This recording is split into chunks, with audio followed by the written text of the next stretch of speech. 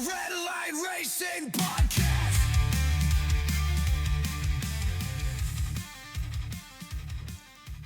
Testing. Hey, yeah, it's working. I just did that because I've just connected my microphone. This is my first podcast, and I'm just going to say hello. So I am new to podcasting.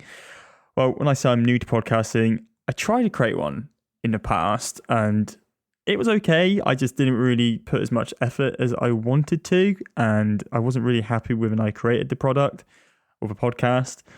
And I just thought, I'm going to create a new one. So this podcast is about F1 and me talking about what I think is going to happen and what the season holds ahead of us and all of that stuff. So I'm going to kick it off with this weekend, because this weekend we've got the Australian Grand Prix. This is the first race of the season. We've had a lot of excitement building up for this race. Well, the start of the season, for example, we've got Lewis Hamilton joining Ferrari. And if you're new, but no. So I am a Ferrari fan. So I've supported Ferrari for many years, many years, probably since the age of like 5, and I'm 27. So it's 22 years of my life I've been loving Ferrari. I haven't unfortunately been fortunate enough to be able to watch every F1 season because of money and all of that. Growing up, we didn't have a lot. And when BBC took the rights, Sky took the rights from BBC to have the F1 airing, we lost out. So that was a pain. So in recent years, probably in the last 8-7 years, I've been able to be watching the F1 again and been able to financially afford to watch it. And I've been loving it. And you've got the Drive to Survive stuff on Netflix, which has brought a lot more people into the F1 realm or world, which is fantastic. I've been seeing a lot more like fans around like where I live and in cities. When you go traveling, you always see like a hat, a Williams, Aston Martin, Ferrari, McLaren hat, and it's fantastic. And it's great to see the sport growing, because back in the day, it never was as big as football or anything like that. And I love playing football, but it just wasn't my cup of tea as to like watch it. I love playing it. I wasn't really much of a supporter of watching it. My father's a Man City fan, and he's been one since the fucking 70s. So he's gone through it, as you can imagine, and now they're doing really well. Not a great one this season, but this podcast isn't about football. So yeah, I'm going to talk about my thoughts and feelings on the upcoming season and what I'm looking forward to. And you may not share my thoughts and feelings, and it's just my opinion at the end of the day. And if you don't like it, that's absolutely fair enough. I hope it don't upset you, but I might upset you, and I don't mean to, because I'm a bit of an idiot with that side of things. And I will be dropping random swear words here and there, because that's who I am. So if you don't like that, I do apologise. I hope you find it funny. So just trying to be me. So I'm going to kick it off with the team I am not looking forward to seeing much of this season. Well, I am looking forward to seeing them. That's a bit of a lie. I just think they're going to be a waste of time. I think their livery looks like a load of shit. It's green and it's black. If that isn't a giveaway, well, it is a giveaway. It's Sauber. Kick Sauber look absolutely shite this year. It doesn't look good. In testing, they look slow. It's not good. And I feel bad for Gabriel and Hülkenberg, because they're both two great drivers. Like Gabriel last year won F2. He looked really strong.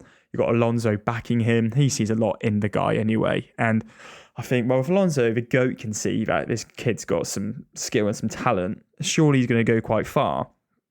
But is he going to go far in a dustbin? I don't think so. Actually, it looks like the Ben 10 Alien Watch. I don't know if any of you guys have got that reference at all, where he goes, is it Morphin Time or is that Power Rangers? But it just looks like a load of shit. And it looks like a kid has drawn it. And I'm not saying kids can't draw. Some kids are incredible at art. But when I say kid, when I was a kid, I looked like I couldn't draw. I was just inept at drawing. If you asked me to draw a bloody house, it would look like a fucking cardboard box. Which is, it's kind of close to a fucking house. So, yeah, the Sauber doesn't look strong. So I'm looking forward to seeing what foolery they get up to this season, but I can't see them doing much in way of points. And I just feel like it's a waste of time them really being there until they get the Audi deal. Well, not deal, but the Audi car takeover. So I think they're probably going to come last place this season. I'm not going to go through all of the teams, but I think the top 3 teams from what testing is said or showed, and I know testing you can't really go off fully, but I'm going to take a little bit of a leap in the acid pool. I think Ferrari are second quickest. I think they look good. I know people are like, oh, Ferrari biased. Like I said, I'm a Ferrari fan. Something about them, and I think how they developed in the last couple of years with Fred Vasseur, now you've got Lewis Hamilton there alongside Charles Leclerc. I think the two of them, or three of them, really, in the grand scheme of things, there's a lot more than three people as a team and an F1 team. But I think the three of them are going to keep each other cool and calm and focused, which they all need, especially if they want to be winning like World Championship, Constructors Championship, or the Drivers Championship, which is going to be a bloody hard feat this year, as we all know. But I feel like Ferrari are probably going to start off the season pretty shit. Not crap, like, okay, shit and crap's the same type of word, but I don't think they're going to start off the season amazingly. I think they're going to start off the season subpar. We're going to see them battling for fourth place, maybe first race in Melbourne this weekend. But I think give them a couple races, because we've got a lot of races, a lot of consecutive races in the next 6-7 weeks. We've got 6 races or something in 7 weeks or whatever it is. My mind's a little bit blank, but it's very full on. And I think Ferrari will find their feet, because I think their testing wasn't amazing from what I saw. McLaren's was amazing. And that's what's my number one prediction, is that I think McLaren are going to start the run running, like the sprint running, or whatever the saying is. I think they're going to do it really well straight off the gate. But I think Ferrari are going to be on their heels. And I think Verstappen's going to be on their heels. McLaren look the quickest in the long testing runs over the testing period. But the reason why I don't think McLaren are going to do well overall in the sense of by the end of the season is because there's 2 drivers there who are both amazing. I'm not a massive Lando fan, even though I'm British. I'm not saying he's a bad driver. I just have other favourites. And I look at his driving last season, and it's very emotional. You may not share that opinion, but that's my opinion, is that if he is affected emotionally, maybe he makes a mistake or he fumbles something or he has a little crash or Oscar overtakes him because he's quicker, it really deflates the guy, and it does show in his driving. He seems to like go from hero to zero to zero to hero very quickly. It's never like a little fade off. It's quite steep, and that's from what I read from last season. And his previous seasons too, like before he couldn't even win a Grand Prix, and then last season he did it in Miami, which is fantastic. And he broke the curse, just like Leclerc broke the Monaco curse, which was great. But yeah, I'm looking forward to seeing what they do as a duo, like Lando and Piastri, because I think Piastri's a hell of a driver. It's his 3rd season in F1 now. And he's really shown that he's learning quickly. He's definitely dealing with the tyres and making sure they last a decent amount and keeping them, what are called, tyre dexterity, or I've got the word. Dexterity isn't a word, but he's prolonging his tyres a lot more, which is fantastic, especially for the longer it goes in the season. He's going to have to do that to choose his battles. But I think the two of them are going to clash. And McLaren are their own worst enemy in that sense, because the Papaya rules, which sounds like a fucking load of gibberish, is a bit shady, because you've got Mark Webber, who's obviously got Piastri's career in mind, and that's what it should be with his contracts. How there can't really be 2 number 1 drivers, but their contracts kind of say that they are 2 number 1 drivers, which is a bit weird. But I understand, but we've seen it in the past with Prost and Senna, and that never ended well. And we've seen it with other drivers too, and it just never really ends well.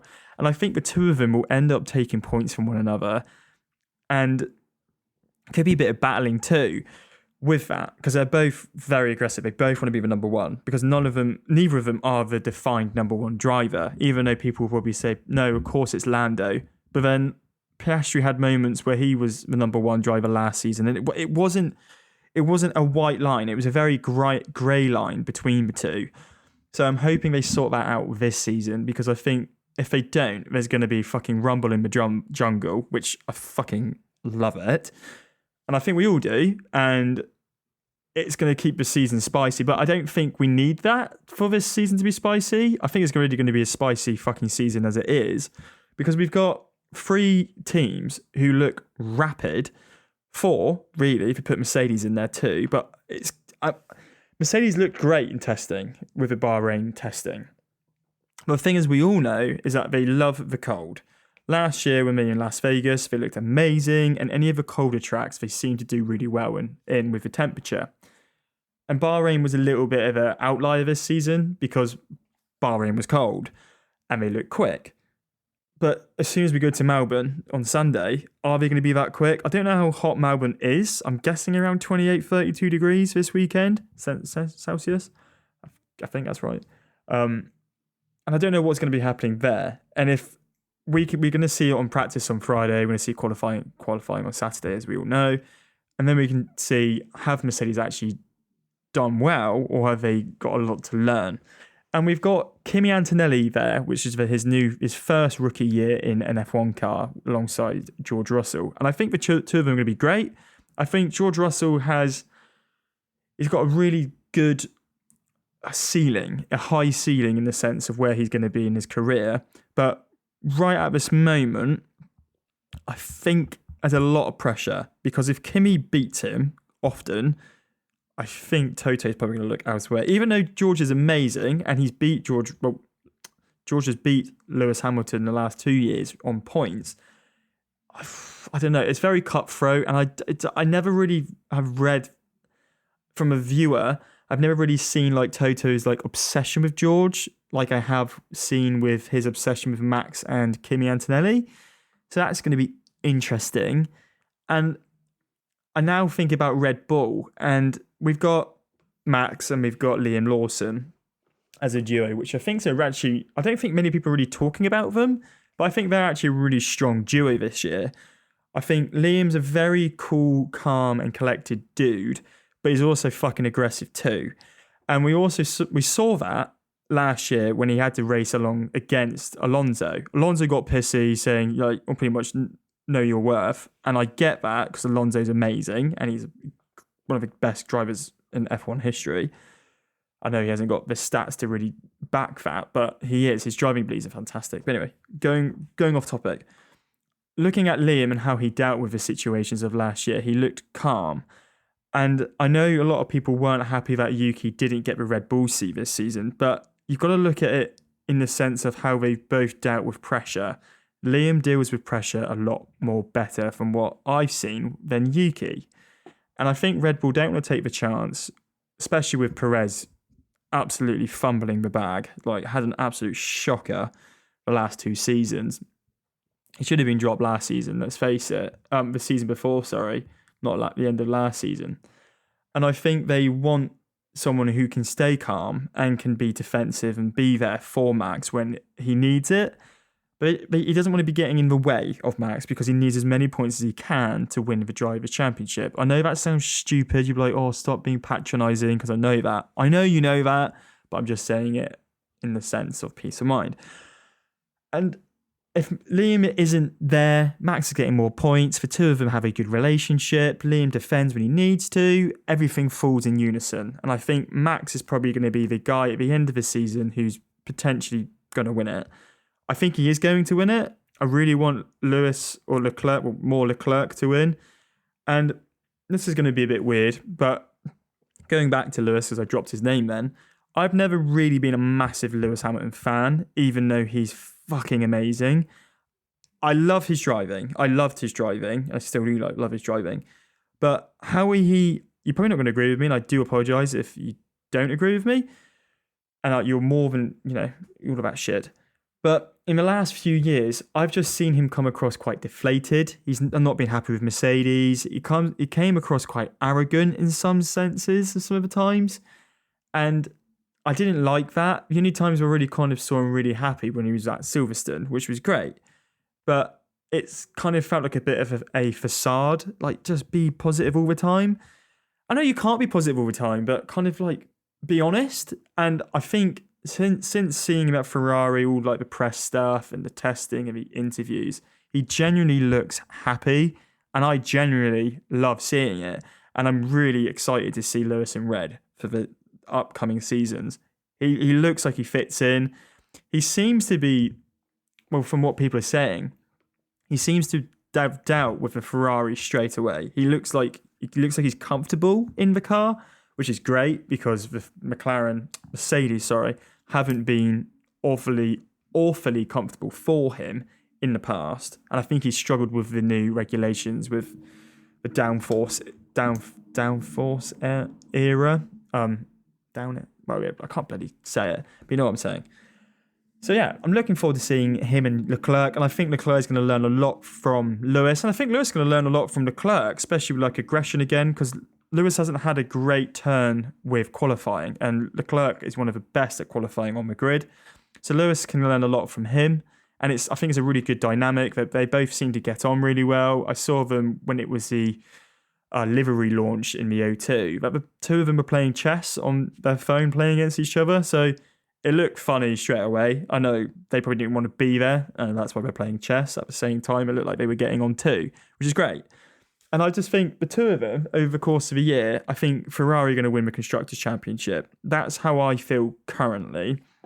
And I think McLaren are going to come second, but I don't know who's really going to win the World Championship. I think Max has got it really. Like he's just one of the best drivers we're probably ever going to see, especially in our lifetime, if you're on the age of, well, from 27 to fucking 0.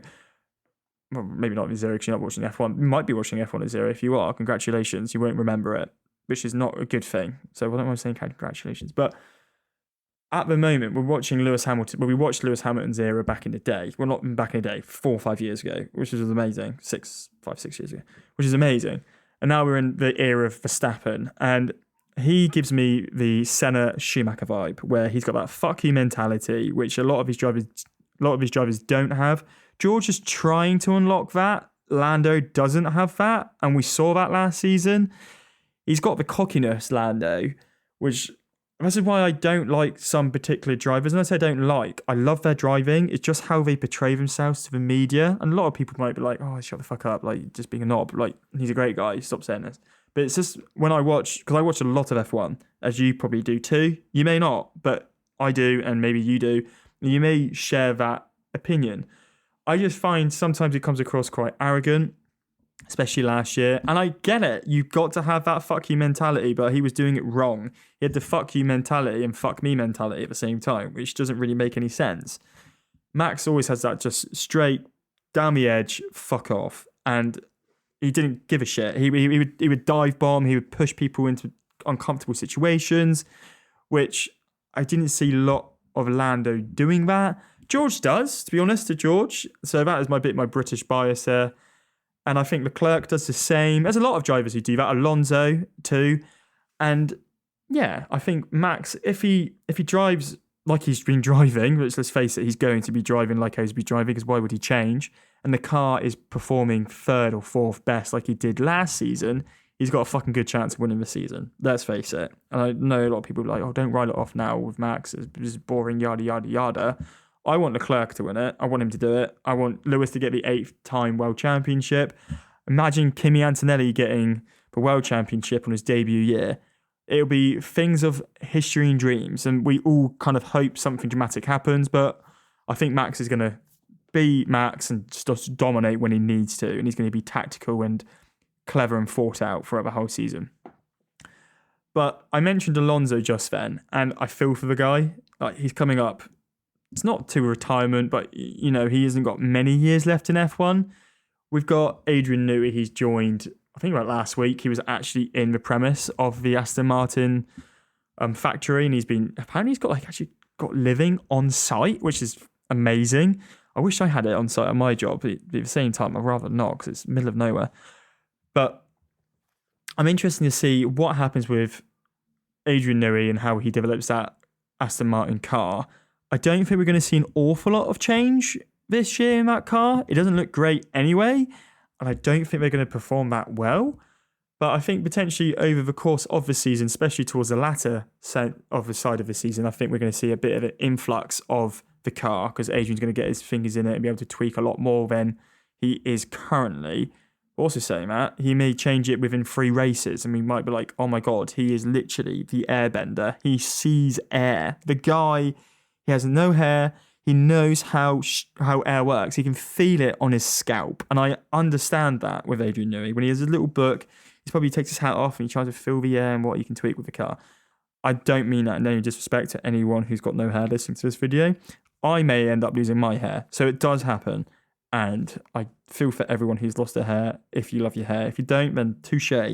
But I think as Fernando's going to have a bit of a hard time in that car. And I always get really pissed off with Aston Martin because they do this thing every fucking year with the F1 Instagram pages and the F1 news, and they put the driver who signed. So Fernando Alonso is signed. He's got his name, his little head, and then beside him is a shadowed out character with a question mark over it. We all know who's fucking going to take that seat. It's Lance Stroll. He shouldn't be there, and this is what annoys me every time. If you're a Lance Stroll fan, you're a Canadian, or whatever, where you have your ties to Lance Stroll, you have your thoughts and feelings on the guy. My thoughts and feelings on the guy is he hasn't done anything for the last 5 years, and when the Aston Martin was good, he was not good enough. And Alonso was getting third place, second place, looked amazing, and Stroll was nowhere. And he's not been anywhere for many fucking years. He did very well when he was at his debut with Williams, and he did okay with Racing Point, but he has been absolutely shocking for a long time. His peripheral vision does not fucking exist before we go any further. And before you start going, he's really good. Not Alonso, Stroll's really good. He's got no professional vision.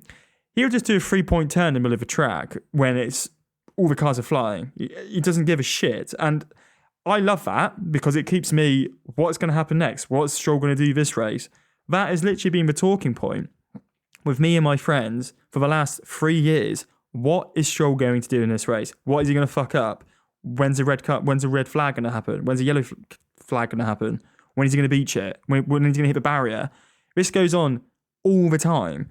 And I understand his dad is like, I want my boy to be the best, yada yada. He ain't. You can't polish a turd.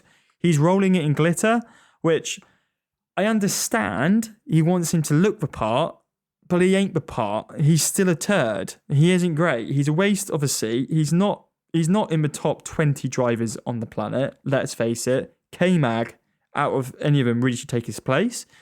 He'd probably do a better job. He would do a better job, actually. I'm saying that straight away. And I just think it's a bit of a shame. Even Zhou Guanyu, I know Zhou's had a bit of a shocking last season, but he struggled. That car was shite. And I don't think that car gave it enough. That car gave him enough gratitude of actually how good Zhou is as a driver. We saw it in his first year of Alfa Romeo before he flipped it into the barriers at Silverstone. He looked very good. And I'm a Zhou Guanyu fan.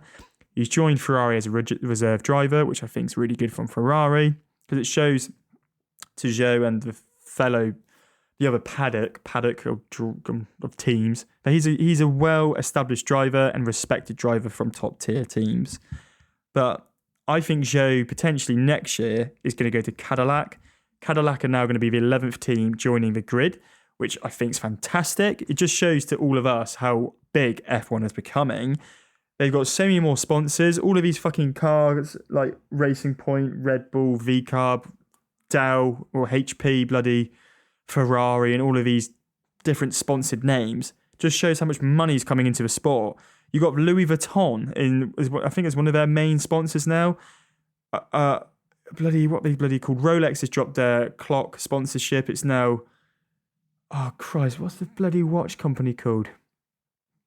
Tag Heuer. I'm going to say my friends are going to kill me because they've all got bloody Tag Heuer watches. I don't. I've got a Hamilton watch because I love the brand Hamilton. But anyway, why am I talking about watches? But I love that watch. I've got a Hamilton Field Guide khaki. It's titanium. I fucking love it. But yeah, like you just see all this money coming in all the time. And it's great. It's great for the sport. We've now got 11th team.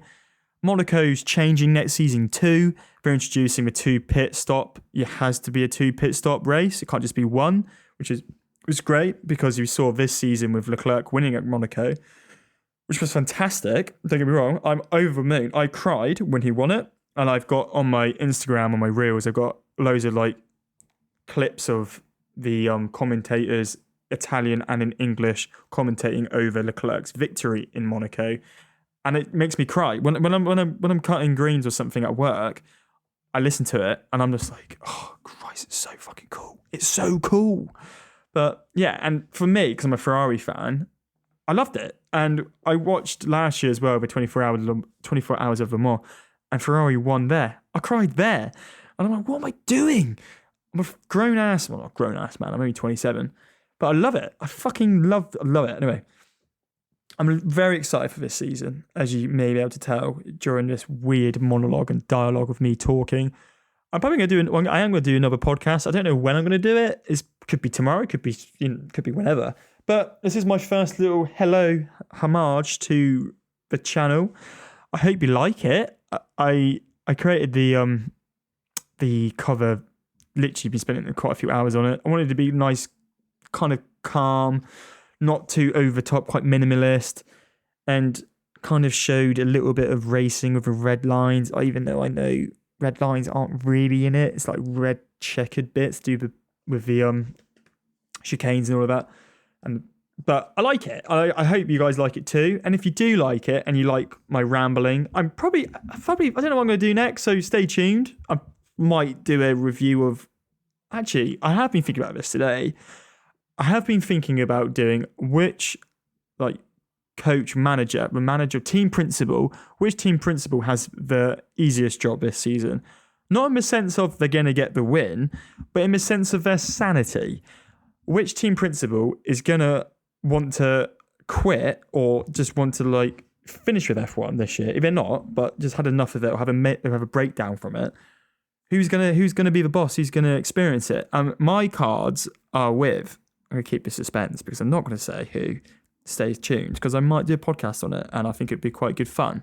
So stay tuned. And if you enjoyed the podcast, please give it a follow. Drop me a cheeky 5-star because why not? I'm joking. Do what you want. And I appreciate your time. And thank you very much for listening. Love you all the best. And I will speak to you later. Cheers, guys. Bye. Thank you for listening to the Red Line Racing Podcast.